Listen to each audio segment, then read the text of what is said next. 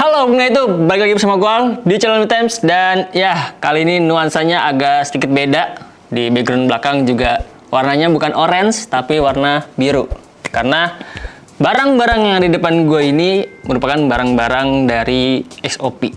Ya, kalau misalkan kalian belum pernah dengar XOP, itu dia sebuah perusahaan yang kerjasama dengan Mi Times. Jadi di sini banyak banget barang-barang masuk dari XOP. Dan gue bakal ngebahasnya ya mungkin 3 aja dulu kali ya. Nanti selanjutnya bakal gue bahas di video-video selanjutnya. Ya, siapa tahu dengan barang-barang smartwatch sebanyak ini kita bisa mendapatkan sebuah hidden games yang dimana kita waktu itu juga bahas produk-produknya si Mi Times. Ya ada aja yang emang keren kayak si K37 yang harganya 400 ribuan, dia udah punya GPS. Terus ada HK39 yang dimana layar AMOLED-nya bener-bener the best banget. Sama HK85 ya kalau nggak salah ya. Ya nggak sih?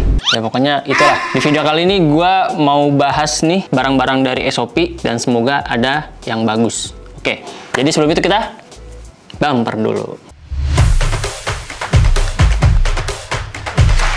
Oke, sebelumnya gue bakal mau ngasih tahu dulu buat range harga smartwatch yang ada di sini tuh sekitaran dari 200 ribuan sampai 489 yang paling mahal, dan gue bakal bahas mungkin dari yang paling murah dulu aja kali ya. Dan di sini produknya yang pertama ada ZK77J, terus juga ada LX01 dan ini nih smartwatch yang katanya mirip dengan Galaxy Watch punya si Samsung, yaitu dia adalah TF5 Pro. Nanti yang belakang-belakangnya bakal gue bahas di video selanjutnya, tapi kali ini gue bakal fokus ke 3 smartwatch ini dulu. Oke, langsung aja kita pindah ke kamera atas. Siu! Oke, jadi ini dia barangnya atau smartwatch-nya. Nah, buat yang seri Galaxy Watch ini dia ada 2 varian warna ya. Nah, yang ini tuh mungkin ini warna gold, yang ini kayaknya hitam deh. Cuma ntar dilihat aja. Terus yang seri LX01 dan juga ZK77J ini dia ada perbedaan ya. Yang dimana yang seri LX01 ini dia bentuknya tuh bulat, sedangkan kalau misalkan buat yang ZK77J dia bentuknya square atau kotak. Gue pengen unboxing sih Galaxy Watch. Nah, ini mungkin dia terinspirasi dari produknya Samsung ya, cuman kalau dilihat dari segi gambarnya juga udah beda. Terus ini tulisannya Galaxy Watch 6 yang dibuat sedikit gold gitu. Di sampingnya tulisan Galaxy Watch 6, Galaxy Watch 6 juga. Nah, ini serinya adalah TF5 Pro. Sebenarnya kita buka dua-duanya. Boom. Apakah mirip dengan Samsung Galaxy Watch Series 6. Di sini buat smartwatch-nya itu buat tali strapnya dia dipisah ya, nggak digabungin. Dan kalau misalnya buat kelengkapannya sendiri, nah kayak gini. Tali strapnya dipisah. Yang gold warnanya sedikit agak creamy untuk tali strapnya, sedangkan buat yang hitam ya hitam biasa gini. Terus di sini dapat manual book yang mungkin bakal kita baca dan juga kabel charger. Kayak gitu aja buat isi kelengkapannya. Pinggirin lagi. Nah, kita langsung fokus ke barangnya aja. Nah, ini kita kelihatan dulu nih. Udah ada lapisannya ya, lapisan semacam kayak screen protector gitu. Tapi di sini screen protectornya agak sedikit masukkan debu nih. Nah, itu. Oke, coba kita nyalain bisa nggak? Mati ternyata, guys. Oke, coba aja dulu kita masukin strapnya. Ini sebenarnya buat yang Galaxy Watch 6 yang warna gold ini tuh cocok banget kalau misalkan dipakai buat cewek-cewek gitu. Karena menurut gua warnanya lebih kelihatan soft, lebih sweet aja warnanya. Kremnya itu nggak yang terlalu mencolok banget. Nah, dia modelnya bulat gini ya, rounded. Terus kalau misalkan kita ukur buat dimensinya tuh dia ada di 47,2 mm. Sedangkan kalau misalkan buat ketebalannya sendiri, nah, ini lumayan cukup tebal menurut gua di 14,1. Langsung aja kita pasang strap juga. Semoga yang hitam nyala nih. Ntar kalau misalnya yang hitam nggak nyala ya ribet juga gitu. Soalnya mati dua-duanya. Kok gini? Ini lubangnya kok nggak ada ya? Wah, ini gagal cetak kayaknya nih. Jadi gua nggak bisa masukin ininya nih. Nggak bisa masukin si strapnya nih. Wah, aneh nih. Nah, kalau misalkan yang gold ini kan ada nih lubangnya nih. Tuh. Ini kan ada lubangnya dia. Tapi yang ini nggak ada. Jadi ya udah, nggak bisa gue masukin strap jadinya. Nah, tuh, gue nyalain deh. Nah, kayak gitu deh. Untuk booting awalnya tulisannya smartwatch doang. Dan tampilan awalnya dia kayak gini nih. Ada watch face-nya yang, cara ganti-gantinya tuh ditekan. Oh, jadi kita nggak bisa geser-geser watch face-nya, cuman ditekan-tekan gini aja. Wah, kayaknya ada banyak nih watch face-nya nih.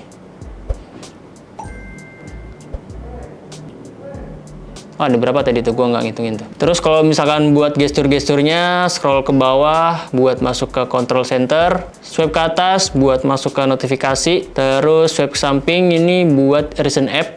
Kalau swipe ke kiri ya masuk ke widget. Di sini ada heart rate, blood oxygen, status aktivitas, sleep monitoring, terus juga exercise, blood pressure. Kangen banget udah nggak ngelihat smartwatch yang ada blood pressure-nya. Nah, di sini kita masih bisa buat tambahin lagi shortcut-shortcut yang mau kita masukin, kayak ada saturasi oksigen, musik, dan juga kalender gitu ya. Kita lihat menunya. Menunya kayak gini. Gua kurang wih.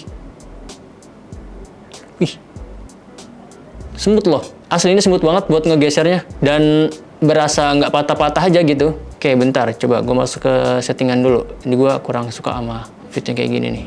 Ini kalau misalkan buat view mode-nya, dia di sini lumayan dikasih cukup banyak ya. Ada start, ada checkboard, ada Windows, dan paragoders, terus juga ada list, semi circle, double circle, fold, dan juga circular. Ini lumayan cukup banyak banget untuk view mode-nya. Nah, gue di sini coba untuk yang Windows. Nah, di tampilannya tuh semacam kayak Windows 8 ya. Dia kotak-kotaknya tuh ada yang sedikit panjang, ada yang kecil, terus juga ada yang gepeng-gepeng kayak gini. Nah, kayak gini dia. Nah, ini banyak banget buat menu-menunya. Nah, di sini kalau misalnya buat menu-menunya cukup lumayan banyak ya. Di sini ada QR code, terus juga ada kontak, timer, call record, terus ada stopwatch, heart rate, blood pressure, blood oxygen, alarm clock, information tuh mungkin kayak notifikasi ya. Musik, the choice of style. Oh, mungkin view mode, oke. Terus ada time setting, exercise, sleep monitoring. Ah, ini apa message switch? Geter jangan. Oke. Dia ada fitur untuk pijatnya juga mungkin ini, message mode. Jadi kalau misalnya dinyalain tuh vibration-nya terus-terusan menyala. Ah, tuh, lumayan buat refleksi lah. Ya, buat ngilangin ngantuk mungkin bisa juga itu. Terus di sini juga ada do not disturb, motor Terus di sini juga ada motor control yang ini apa ini?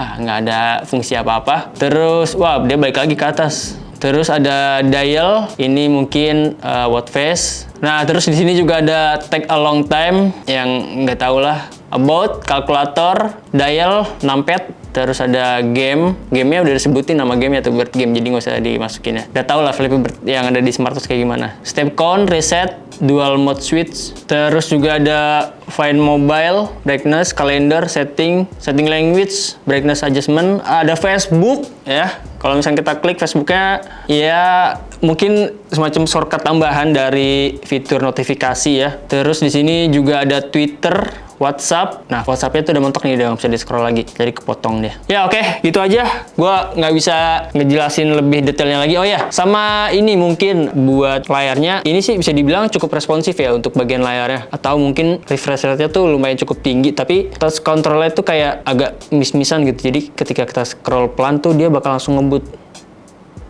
Nah, tuh kayak tiba-tiba udah kelewat aja. Ini buat yang Galaxy Watch 6. Nah, lanjut ke yang dua ini nih. Ini adalah LX01 dan juga ZK77. Buat yang LX01 ini dia harganya itu kalau nggak salah ada di sekitaran 300 ribuan. Dan buat spesifikasinya dia di sini menggunakan CPU-nya Realtek 8763 EWE. Terus display screen-nya dia menggunakan 1,39 inch TFT.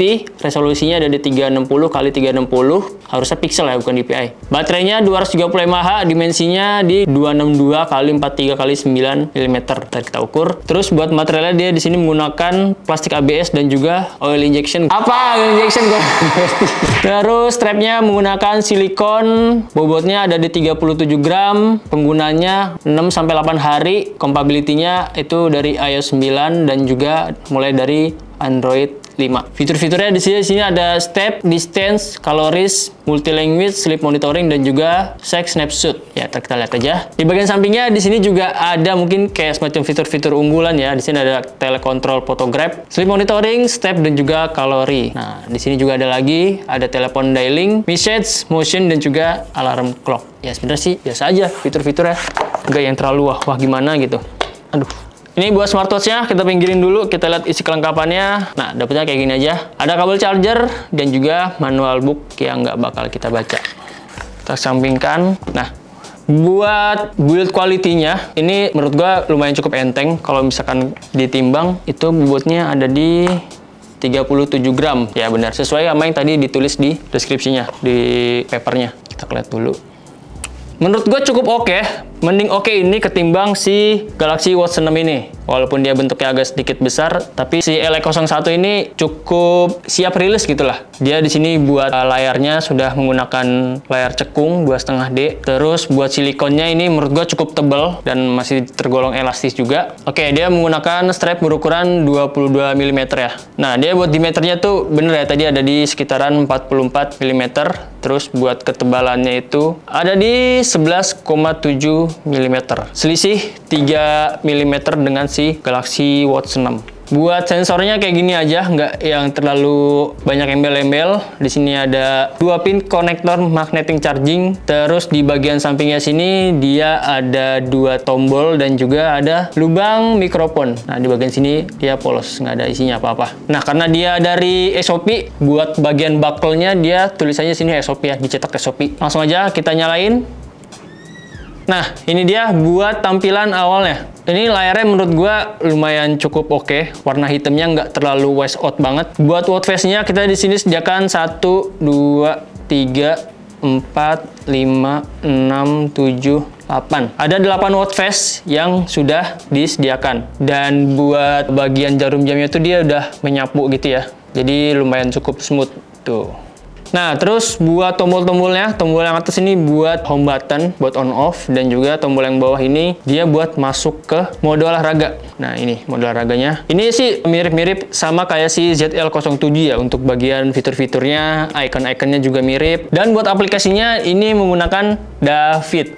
Ya, gue udah tahu banget lah buat si smartwatch yang bentukannya kayak gini gitu. Nah, dia di sini buat fitur-fiturnya ada sleep monitoring, heart rate, terus juga langkah, exercise, telepon, blood pressure, terus juga ada saturasi oksigen, cuaca, AI voice, notifikasi, kamera shutter, music player, breathing exercise, game, find my phone, cycle calendar, ini buat siklus menstruasi wanita, kalkulator dan juga setting. Terus kalau misalkan buat mode olahraganya di sini kita disediakan ada 1, 2, 3, 4, 5, 6, 7, 8, 9, 10, 11, 12, 13. Wah, ada banyak untuk mode olahraganya. Kita masih bisa nambahin lagi. Di sini ada water sport, terus di sini ada outdoor aktivitas, training, dance, combat sport, terus juga ada ball sport, winter sport, recreational sport, dan juga yang lainnya tuh ada semacam kayak atletik dan juga auto racing gitu. Lumayan cukup lengkap buat fiturnya di harga 12 ribuan, dan build quality-nya ini menurut gue juga udah oke banget. Satu lagi yang bentuknya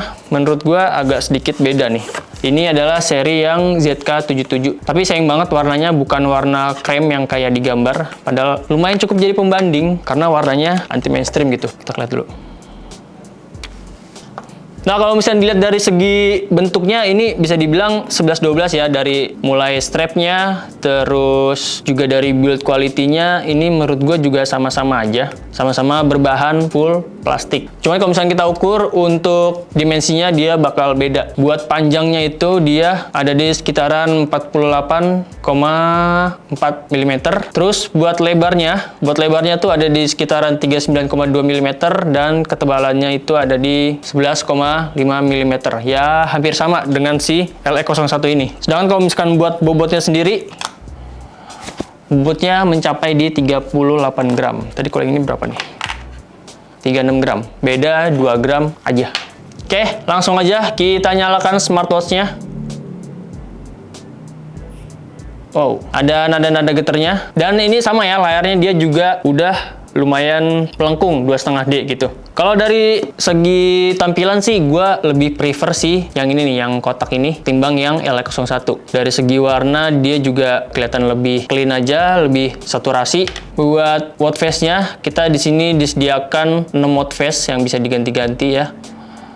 Ini dia juga buat bagian jarum jamnya udah menyapu, jadi smooth banget untuk pergerakannya. Nah, terus kalau misalnya buat menu-menunya, widih, dia semacam ada animasinya gitu ketika masuk. Di sini ada aktivitas, sleep monitoring, heart rate, Bluetooth phone call, exercise record, blood pressure, SpO2, stress test, weather, notifikasi, shutter kamera, terus ada musik player, relaksasi, AI voice, timer, alarm, stopwatch, cycle tracking, find my phone, kalkulator, games, dan juga setting. Ya mirip-mirip lah dengan si LX01. Tapi kalau misalnya dari segi tampilan, ini menurut gua lebih fresh aja, lebih bagus ketimbang si LX01. Ya kayak misalnya bagian head rate, nah ya beda, ada pembaruan aja dan lebih enak dilihatnya. Terus kalau misalkan blood pressure, nah kayak gitu tampilannya.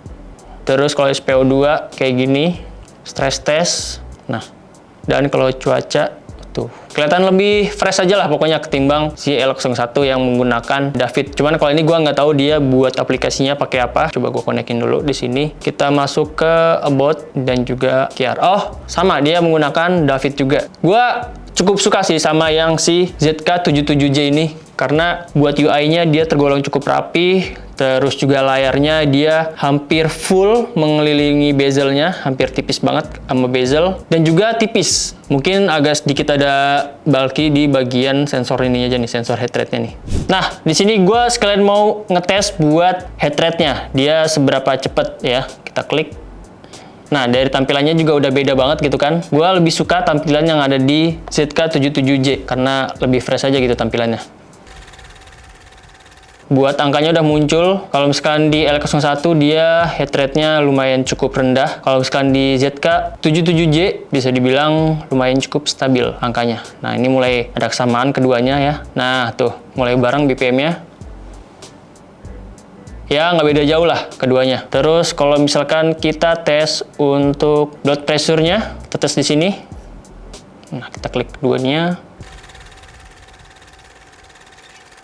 Nah, kalau misalkan buat blood pressure dia di sini cukup lumayan jauh perbedaannya. Yang dimana kalau misalkan di LX01 di 128/75, sedangkan kalau misalkan yang di ZK77J itu dia ada di sekitaran 119/80. Lumayan ada perbedaan yang signifikan ya keduanya. Terus kalau misalkan kita ukur untuk SPO2-nya, ini udah muncul kalau misalkan di ZK77J. Dia lumayan cukup cepet ya untuk mengidentifikasi di tubuh. Dan kalau misalkan yang LX01 dia sama ada di 98%. Bisa dibilang keduanya sama lah. Oke, mungkin gitu aja untuk pengetesannya dari kedua smartwatch ini. Kenapa yang Galaxy Watch 6 gak gua tes? Karena ya pertama yang krem dia nggak nyala layarnya. Terus juga yang hitam dia di sini nggak ada buat masukin strapnya, jadi buat ngetesnya juga lumayan cukup ribet. Dan satu lagi pasti ini sih aplikasinya yang bikin menurut gua kurang enak aja gitu buat dioperasiin. Oke, mungkin segitu aja review gua mengenai 3 smartwatch yang sebenarnya tadi banyak banget, tapi di sini gue nyari yang harganya lebih murah dulu atau range-nya tuh lebih rendah. Dan buat yang berikutnya mungkin range-nya itu udah sekitaran 300 ribuan sampai di 400 ribuan. Dan dari ketiga smartwatch ini mungkin gue bakal prefer ke ini nih, ZK77J, karena dia layarnya menurut gue udah cukup gede banget dan bodinya tuh nggak terlalu bengkak atau nggak terlalu bulky. Jadi menurut gue enak banget kalau misalkan buat dipakai sehari-hari, karena layar tuh ternyata 2 inch ya, lebih besar ketimbang si Redmi Watch 4 atau yang lainnya. Tapi kurangnya itu buat si seri-seri ini nih, dia menggunakan aplikasi dari David. Tapi kalau misalkan kalian nggak ada masalah dengan aplikasi dari David atau dari UI-nya, fine-fine aja gitu. Dan juga buat tampilan user interface-nya, menurut gua di ZK77J ini udah bener-bener bagus banget dan smooth banget. Mungkin yang kurang smooth tadi di bagian menunya aja, selebihnya udah oke. Dan buat kalian yang pengen beli smartwatch yang udah gua review ini, langsung aja klik link deskripsi yang udah aku cantumin di bawah, atau kunjungin e-commerce-nya Xshopee official, baik di Tokopedia, Shopee, dan juga di Lazada. Kalau buat di beli-beli nggak ada. Jadi cuma 3 itu aja. Dan selanjutnya gua bakal review jam-jam Xshopee lainnya. Mungkin ada sekitaran 4 sampai 3 konten lah. Tungguin aja. Oke, gua Al. Ciao.